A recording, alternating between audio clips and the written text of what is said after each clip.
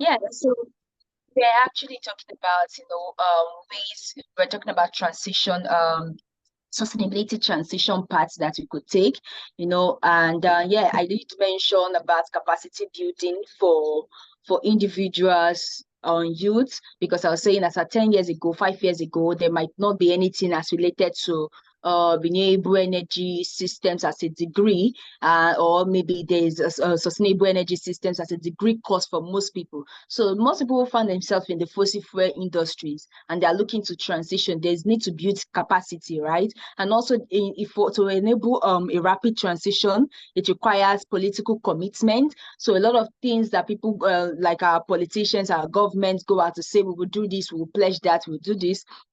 There's need to actually take those actions, and there's need for international cooperation. So we cannot have the G20, the G7 doing something else. Why we that are looking up to them, we are trying to even take smaller steps in getting there, and they are doing something else that is not within the frameworks of what we're supposed to be doing. So we need international cooperation that must lead with frameworks and investments supported by increased climate finance and knowledge transfer.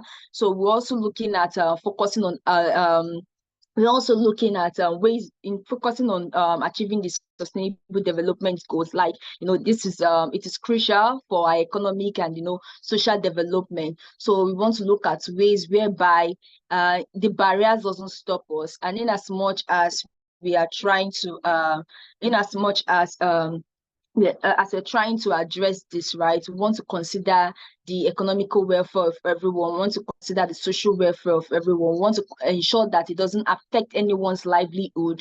We want to ensure that there are improved health systems, public health systems, everyone is being carried along, everybody's aware of what is on ground, everybody is educated about what is on ground, and everybody is able to build one adaptive measures that they could, use to survive, used to, combat this climate change crisis.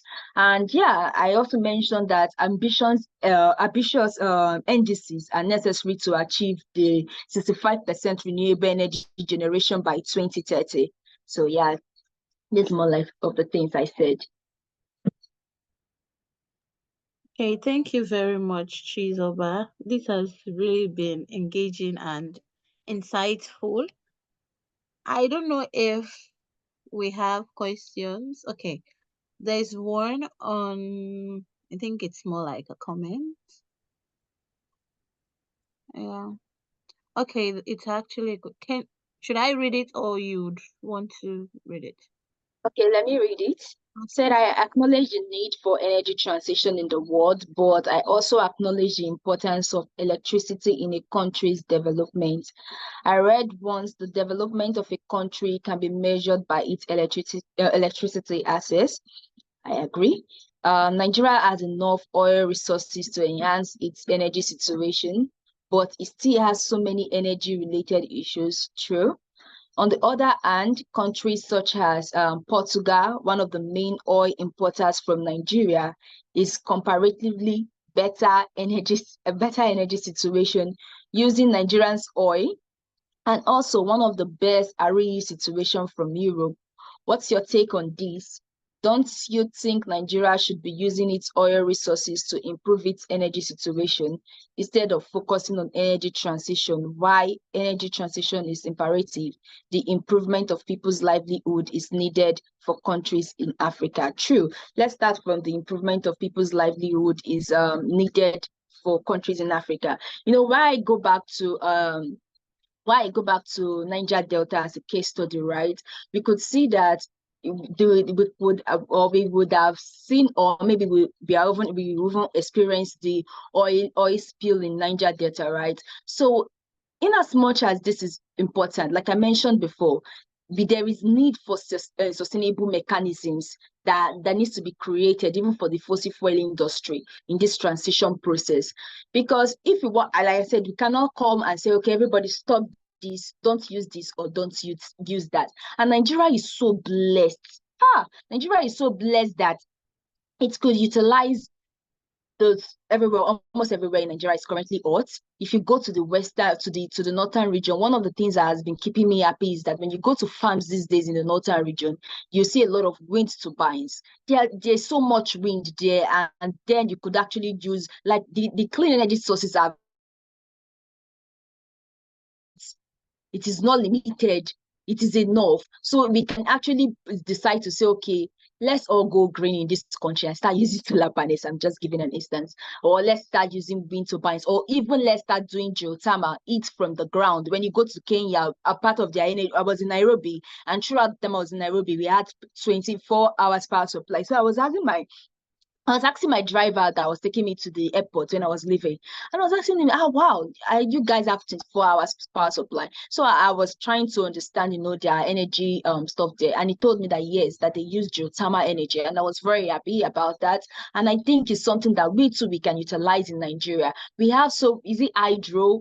I just feel like Nigeria is not utilizing not I just feel like Nigeria is actually not utilizing all its sources of energy. It is not actually utilizing all its sources of energy. It's just more like depending on one. Most of the things that we use to generate this our power supply currently right now is hydro, right? We don't actually utilize all of our sources of energy. And when you come to the oil and gas, very true, we still export oil and gas to other regions. We still export, and I like the fact that in as much as you said, Portugal, right, have a very good, like they're using our oil and gas that we do export to them. But you still mentioned that when you look at the renewable energy situation there, they still have a very good one. Now let's give I was reading I was reading so a trade on Russian and US, right? How they trade and everything. And I was reading a part whereby some of the things like Russia oil and blah blah blah, they no longer install them, but they collect some of the uranium and this thing. They use it to build their whatever they use it to build there. Now, at the end of the day, we that have some people do not even have one of the thing, like maybe just one, or they even only have one, and they're just using that one to help themselves. But we have it all. So we can even consider as okay, if you want to say we keep importing or exporting oil and gas and decide to use clean energy for ourselves, that's even fine. Or maybe that's not fine. Fine, it's good that we try to build our economy. Africa tries to build its economy, but I think there are other things that are in Nigeria that we don't even utilize, that we don't even go to. We are so dependent on oil and gas that we forget that we have a lot of mineral resources like what they call it, like precious stones. We forget that part. We don't even do so much when it comes to agriculture anymore. I was watching in news the other day when I saw this pyramids of granite that they used to export in the 80s, pyramids of granite that they used to export in the 70s. And you ask yourself, is it that we no longer have arable soils? Is it that we no longer have green lands? But the thing is that we have all focused all our eyes on the oil and leave the rest of the things that we have. Like we focused all our eyes on how to utilize money from the oil. That's why there's corruption in the process. And that's why there's no sustainability measures taken in the process, because everybody is about how to get it sharp, sharp. Today you hear about militant fight. Tomorrow you hear about, people burning villages and all of those things. Tomorrow, yeah, that's why there's so much oil spill and everything. Even infrastructures that are supposed to be created for the exploration of the oil, they don't give it that quality. They don't even put that they don't take quality measures or invest in those things very well. And tomorrow you hear about one pipeline, the one vandalization of one pipeline, or one pipeline blew up and all of those things. I was in Lagos, was it 2021 or so? There was this gas pipeline that blew and cost like a lot of lives in Lagos, and it was in satellite town of Lagos, right? So you can imagine we have cases like that because there were no proper measures that was put in place. Remember, sustainability now and climate change crisis, it is not just because one person is trying to generate income from renewable energy sources. No, it is also because they are looking at your social, they're looking at your economic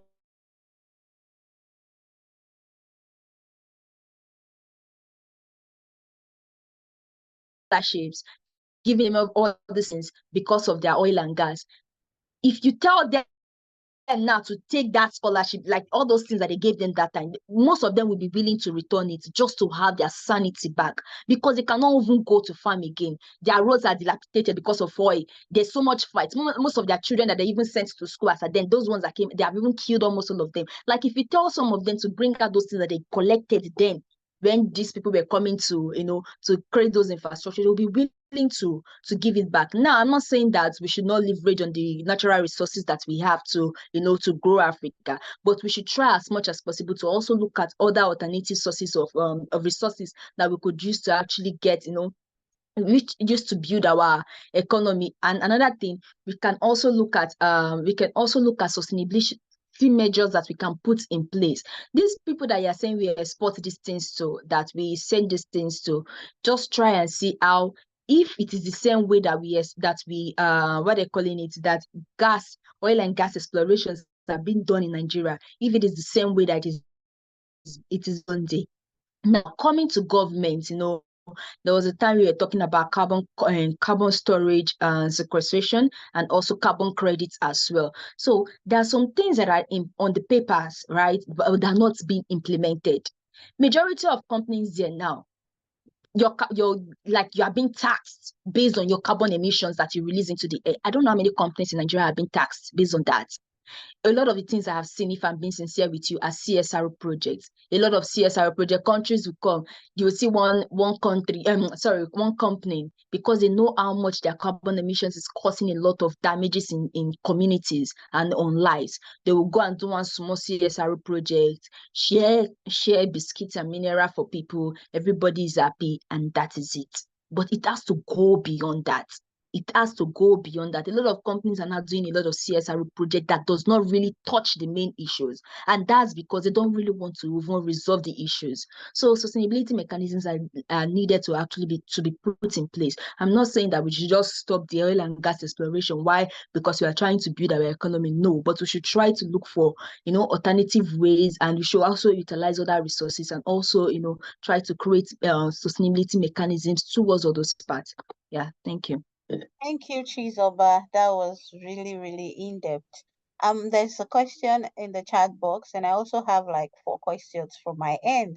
But I think you just answered one on the chat box and then I would ask my own questions later.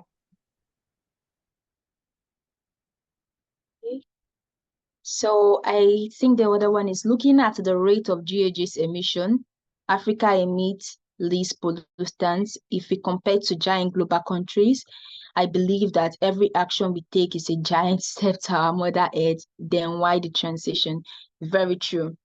Every action we take is actually a giant step, given that we emit very less. But you can't say because we are emitting less, then we will not take the step. The story of the story that they say they ask everybody to bring a bottle of palm wine to a party. So people were like, oh, if everybody is going to bring bottle of palm wine, if 30,000 persons is going to bring, if I bring water, nobody will notice if I pour it into the drum. At the end of the day, they all came to the party and they all drank water, because everybody had the same thoughts and brought in water. So if you say because you don't emit much, you don't want to do your own part, you will not get to that goal. You will be stopped. So yes, and another thing is that it is very important that for every step that we take is actually part of the transition process, because the transition requires you to take steps. So if they are telling you increase the capacity building of your youth, and you are doing that, you're taking steps. If they're telling you build adaptative measure for agricultural production, and you do that, you're actually taking steps. And one thing that is good about the national determined contribution is that you look at it and know what is the priority for your country. Nobody's going to you don't expect people to come and tell you that this is what is your country's priority, or you would know better what is the priority of your country when you look at those things. Like I said before, like the Gulf country, they don't take so much no poverty or zero hunger, as they don't even they just they are, in each SDG there's a target, so they choose the target that they want to pursue, and pursue that. When it comes to SDG 7, even for us, we will want to look at, okay, what is needed for us to do. We that are coming from a country that we know that we are stuck in energy poverty. we need to even be taking double steps than the people that are even, that they know that they are just doing these things. Maybe if they like, they do, if they don't like, because they already know that they have 24 hours supply. So you want to first of all consider, okay, fine, how are my people going to have, 24 hours supply? How are my people going to, at least, because once you have electricity supply constantly, just like somebody mentioned in the chat, you are very sure that your industries, you're very sure that your healthcare, all of these things are going to be, there will be there'll be progressive, like there will be improvement and all of those things. So you don't want to come and be slacking and say, because these people are not taking actions, let me not take my action. No, it's not like that, because at the end of the day, climate change crisis does not choose the location that it will go and attack. Look at Canada, look at Chile the other day, look at the is it Hawaii in the US. So all those different places, like look at the it doesn't choose where, if climate change crisis can choose, like they can consult it and say, okay, where do you want to go and attack today? And it says, oh, I want to go and attack Germany. Germany can shift it and go to Uganda and say, because we have the money, let us buy it, let us pay it off. But it doesn't choose where it attacks. Anywhere, you can just wake up tomorrow and there's drought in this place and there's sea level rise, or the old bushes and everything is burning because of heat waves and all of those things. So it doesn't choose, and you cannot say because these people are not taking action, then we shouldn't do our own. No, that's very wrong. So we all need to take action. We all need to take collective action. So like I said, the national determined contribution is also a good one, like that you can look at and choose what is a priority for you and follow it first. Yeah, thank you. Thank you, Chizoba. I hope that answers your question, the person that asked. So yeah, from my end, the first question I'll ask, you made mention of Nigeria reducing dependency on foreign climate. Yeah, I just want to know if there's a net zero plan, like if Nigeria has a net zero plan on reducing dependency on foreign climate. Yeah. Yes, we have a net zero plan. We have a policy that was launched. For energy, we have an ETP, that's the Energy Transition Plan.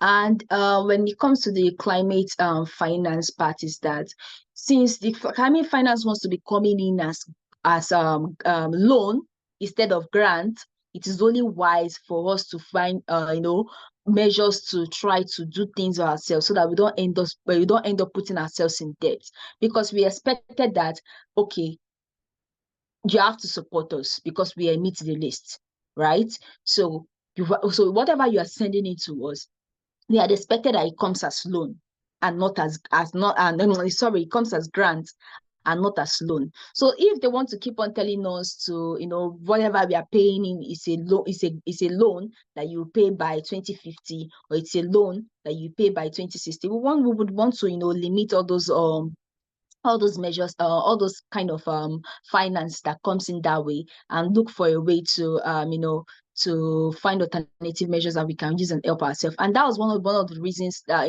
during the COP28, the loss and damage funds, that's what most of the global south were clamoring for, the loss and damage funds. Because how do you expect us to build our systems without proper finance? So this is one of the reasons we're actually clamoring for that. So when I say reduced, getting such funding, it just means that we don't want to take loan that keeps us in debt. We want to take whatever should be coming should come as grant, and should come as support that will help us address the climate change crisis. Yeah, more like that. Okay, thank you. It's this a follow-up to that. So I'm sure Nigeria has more than 200 million population. I just want to know if it is possible to go clean, like in the energy sector in Nigeria, like 100% clean energy in Nigeria with over 200 million population. Is it possible? I would have to take a survey for that one. We'll have to call the 200 million people, to do a survey first for that one. So one of the constraints that I've seen is that some people want to actually go green, but they don't have the financial capacity. So we have actually told them that there's actually financial incentives, right? So you can, instead of buying 5,000 for maybe every day or every month for your generator, you can actually be paying this money in installments to a solar company, right? Why they have installed your solar panel for you. You pay it like your NEPA bill. You pay it like the money you use for electricity. You can do it like that. So majority of people really wants to go green. They want to use solar panel because it's noiseless. No, different people with different needs. So for companies, what I've seen is that for manufacturing companies, there's a lot of complaints about there's a lot of complaints around what they call it, it's not being able to carry their facilities. But I tell them that, when I used to go to the field or to companies to do like energy audits, I tell them that you cannot have a system that is requiring, like all your appliances is requiring a 7.5 kVA inverter, and you want to go for 2.5 kVA. So manufacturing companies like that, sometimes you need your own plant. There's a city in Germany, like there's a place in Germany whereby everything that they use is wind turbines that they use to power that city. And I remember when we were working on a project in Germany for a particular region, right? When we did our survey also, we find out, to find out what is making people not buy. And some people were like, they don't want to modify their houses. Now, it's not like these energy systems, some of them cannot carry out, they can actually do that, but it's just that the one have, there's a lot of barrier from finance to people adopting it, and a lot of things like that. So even for transportation system, the good news is that there's also work towards that. Innovative work is being done towards that. Innovative work is being, we're looking at getting electric trains and electric cars and all of those things. So I believe it's very possible for Nigeria. So I don't think whatever space we find ourselves, whether it's the manufacturing industry, whether it's the transportation industry, whatever industry, or even for homeowners, it is very possible that we can actually go green, but it will take collective action to get there, to go green. But I'm not also for the ban fossil fuel. No, I'm not for that. Yeah, all right. I think it's a process. It's a transition process. So yeah, I just feel like we can build sustainability mechanisms around that, to get to that point. Yeah. Thank you. Thank you. I think this will be maybe my last. I'll just send you an email for the last one. So with you made mention of the generator, yeah. With the big generator industry that's in Nigeria, will they like allow renewable energy, like the people that are in the generator industry, allow renewable energy come like and replace their business? We know Yeah. in a way we have a big generator industry in Nigeria. People like sell generator and that's how they get their money. And most of these people that owns these in these companies or shops and all, they are people that are like, I would say, politically or in a way connected. Will they allow renewable energy? Like, will they be able to give way to in people that are in the renewable energy sector to sell their renewable energy products, to help in the energy sector also reduce greenhouse gases as well? So one thing I've actually learned from petty traders, right? You see that sometimes when corn is in season, they sell corn. As corn is going, they switch to selling mango. As mango is going, they switch to selling plantain or some other things. Now, if I'm a business person, what I should be looking at, let's say, for instance, I sell generators, what I should be looking at is how to sell off that product and buying what is in season, what is in need. I can still use the same market structure to run it. Who are you selling to? You're selling to people who need alternative sources of energy. At the same, everybody, it's what they need. So if I come into your shop and this is what I like, it's what you have that you market, right? So if you keep on marketing that, then you only feel that you can sell that. But if you can consider that, oh, there's a season, this thing is now going off, for how do we transition and get these other things in and buy into this market and start selling? It's actually a wise one, for, if I would say. There's a very big market in Lagos, Nigeria, called Ebute Metta. So that Ebute Metta market, they sell a lot of generators. Like that's where they sell the generators. Is it Oyibo? They sell generators and all those things. So one time I went there, I was looking at them. But the good thing I saw there is that some people were selling the generators. They were now marketing solar panels, right? So they were marketing it alongside generators because they're already getting the understanding that this is going and this is actually what will be needed in the future. So I think they should also transition. Everything is a challenge, it's a transition process. So they will need to transition from that current business. Nobody is trying to stop their business. Nobody is trying to say they shouldn't stop even selling this thing. I even saw there was a time they were taking in this because there was a time they banned motorcycles in Lagos. So what they did was that if you bring in your motorcycle, they will give you a tricycle because they didn't want motorcycle, these bikes, they wanted tricycle. So they said, if you bring your motorcycle, we'll give you a tricycle. Then you will pay in installments over time for the tricycle. So these things are actually possible. These things are possible. Companies are there are companies that are currently doing it. Even those ones that the ones that export those generators to them, they even have those kind of business model that okay, fine, this is what you have, right? Bring it in and we'll give you this number of solar panels. We can even manufacture in your name. Yeah, there are even cases like that that I've seen. So I think that it's very possible it's very possible for them to transition into those into a new business a new business and let me say a new product venture. But the thing is that, like we said, it's important that they build capacity, to understand these systems.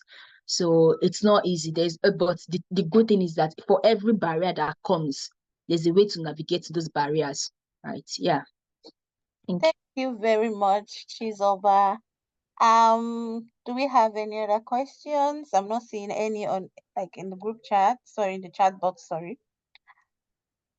In the absence of none, I would want to thank our speaker for this wonderful presentation. I'm sure she has given us a lot of information, in-depth, knowledge about everything that's happening in Nigeria, from their national action plans to the national distributed contributions, the NDCs and all. We hope that we've learned a lot of things. I hope that we've learned a lot of things from what Nigeria is doing. And yeah, Chizoba, we thank you very much for taking your time. We know you're a busy woman. Thank you for joining in. Thank you for your time. Thank you for supporting Margreen. We really appreciate. And we hope you've introduced yourself in group in the chat box. Try to connect with someone. This is not just to learn. We're not just here to share knowledge. We also want to build future relationships that will help us in the future actually. So thank you all for joining. So before we end the call, we would want you to please follow us on our social media platforms. We also have another webinar next week. We will share the country that will be next, that will tell us about what they are doing and the energy transition process. So we would appreciate if you can join us next week again and in the webinar. Thank you all. Don't forget to follow us. We're on Instagram, Facebook, LinkedIn, and X. We ask that you please follow us and connect with other people. Thank you. We thank you a lot. We see you next week.